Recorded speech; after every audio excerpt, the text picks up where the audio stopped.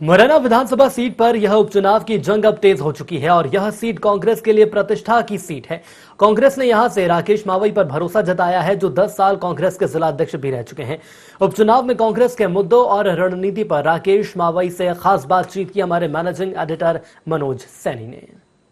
मुरैना विधानसभा की बात कर रहे हैं, लोगों से मिल रहे हैं, समझ रहे हैं। बीजेपी कांग्रेस के नेताओं से भी मुलाकात हो रही।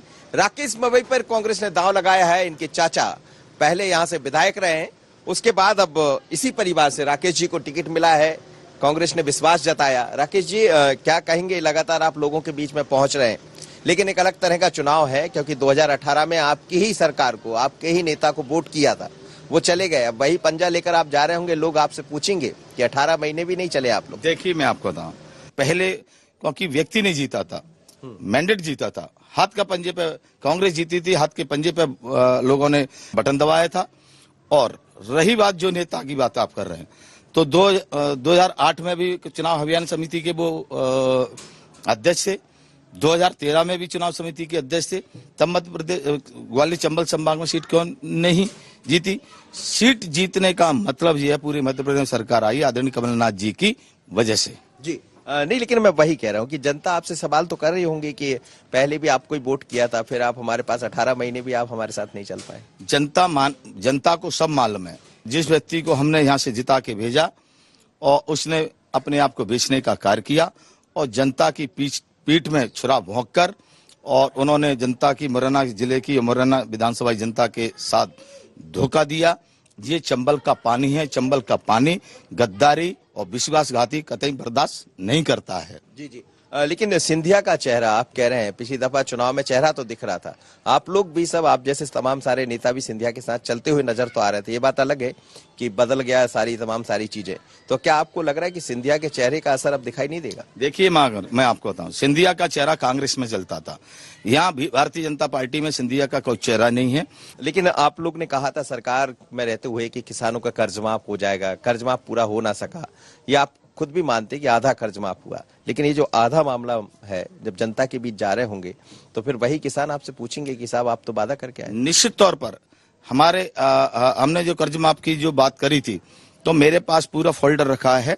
और जिस दिन कमलनाथ जी की सभा होगी उस दिन हम रखेंगे और उन किसानों को भी लाएंगे जिनके कर्ज माफ हुए। पूरी सूची है। और ये विधानसभा में ये अभी विधानसभा हुई, उसमें उनके अधिकारियों ने उसका पेश भी किया कि हाँ, मध्य प्रदेश में कर्ज माफ हुआ है। लेकिन ये बात सही है, इन गद्दारों की वजह से सरकार गिरी। पूर्ण तरह से नहीं हुआ, लेकिन 75 और 50% कर्ज माफी हम कर चुके हैं। और पुनः हम कांग्रेस, हमारी सरकार वापस आती है तो हम आपको भरोसा दिला रहे हैं, जो शेष हमारे अधूरे काम है उसको हम पूरा करें, कर्ज माफी भी पूरा करेंगे।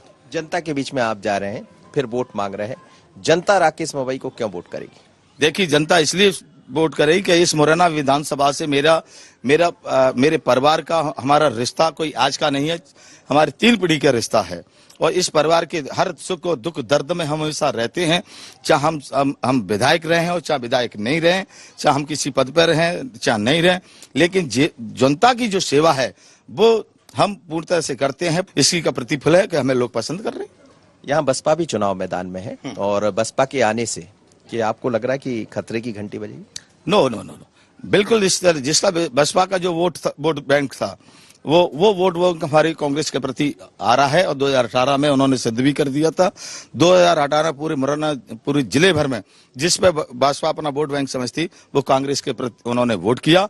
और आज उससे भी ज्यादा कांग्रेस के प्रति वो वोट करने जा रहे हैं। ये मैं आपको भरोसा दिला रहा हूं। अंतिम सवाल आपसे कि जब जनता के बीच आप पहुंच रहे हैं तो क्या आपको लग रहा है ऐसे कौन से मुद्दे हैं, यदि राकेश मावई चुनाव जीतते हैं तो उससे पूरा करेंगे?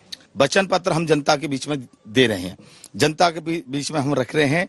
जो विधानसभा आज हम जनता वचन पत्र है उसे हम घर घर पहुंचा रहे हैं। और उस वचन पत्र को हम विधायक बनते, हमारी सरकार बनती तो हम भरोसा दिलाते हैं जनता को कि हम निश्चित तौर पर उसको पूरा करेंगे।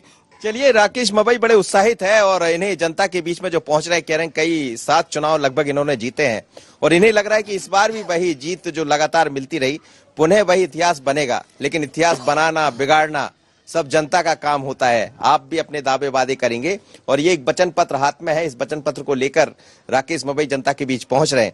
अब देखते हैं जनता किसके वचन को पूरा करती है। मुरैना से मनोज सैनी, IND 24 के लिए।